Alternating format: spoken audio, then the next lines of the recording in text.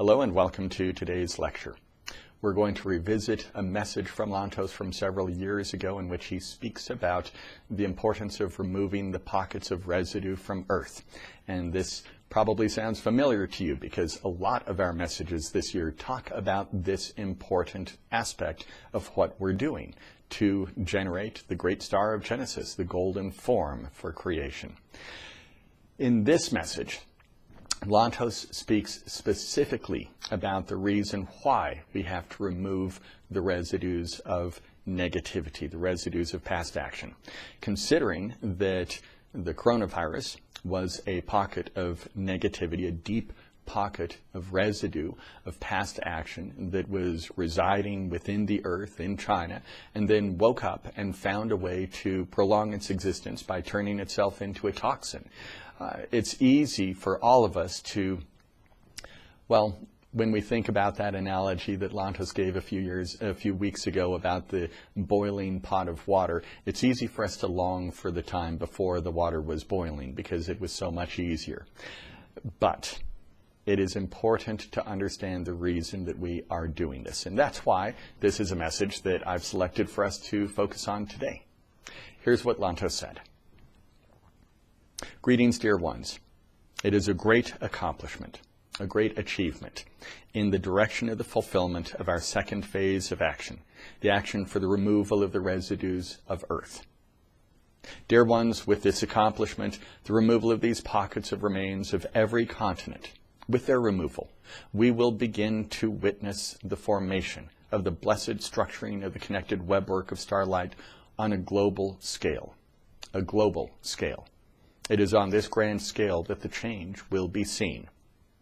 We are removing the residues in order to remove the blockages, remove the interferences which have been disrupting the pathways. These precious pathways of the mighty beams of starlight form as a result of several factors. One factor is the mechanism generating the signal, the mechanism which generates the beam of reflected starlight. This, dear ambassadors, we know to be the star chamber unit, the beloved chamber of eternal light. It is a blessed device, issuing the reflective beams of starlight which stretch across the distances of land, the distances of water. The strength of the signal is adjustable. There is an adjustable generation of the radiant beams, reflections of starlight, the reflections of the mighty great star of Genesis. What do we mean by this adjustable quality of the radiance? We look at the race car. The engine remains in its form within the mighty car. However, the performance of this mighty mechanism will be influenced by the surrounding conditions, surrounding factors. It is not to the discredit of the mighty engine. One chooses the best engine possible. And yet, in order to achieve the maximum levels of speed and performance, one must also provide the necessary upgrades to the rest of the system. One must now add the proper fueling, the proper quality of oils and fluids. The tires must be capable of supporting the increased burst of mighty energy. And finally, the pathway of the road must be considered. This vehicle will not perform at top speeds and levels of outcome if the roads are slickened with water or impaired by damaging cracks and holes. A smooth, even surface is required for this engine to display its mighty potential. In this second phase of our activity, we are correcting the surfaces of the surrounding roads. The vehicle must travel along these pathways and is influenced by the quality of the physical conditions. To remove the residues is to correct the surface of the pathways. We are removing the debris from the pathways. It is a very important step and one which greatly impacts the performance achieved by the mighty engine. It is like this. Little by little, there is progress. One may feel some impatience in the expectations of the great potential for the mighty engine to display its full power, its full radiance. Yet these steps of action are necessary.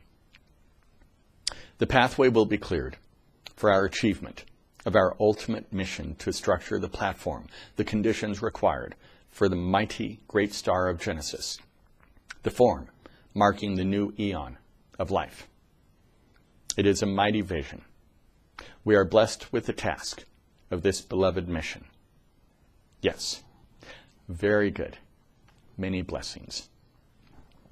So we see with a simple analogy that Lantos gave there, the importance of removing the residues of negativity. This isn't something that we could have just glossed over. We could have overlooked this particular pocket of negativity and hoped to have built the golden form, the great star of Genesis, even with that pocket of negativity being there. No, we have to remove the residues. We have to remove the negativity that has been residing within the earth for a very long time. That is the process that is going on right now. With the arrival of the Great Wave, and that should come very soon, we're going to see the disbursement of the 81 seeds, and each seed with its set of the sacred sounds of creation. Lantos has made it clear that this step is going to bring great blessings. And that is what the course of the holy season is going to be about. The course of the holy season, something that takes just a few minutes each day of the 6 weeks of the holy season, where we introduce for all of the world live from Cindy these sacred sounds of creation. Okay, everyone. We're looking forward to that every bit as much as you are. Thanks for joining me today. I'll speak with you again on Sunday.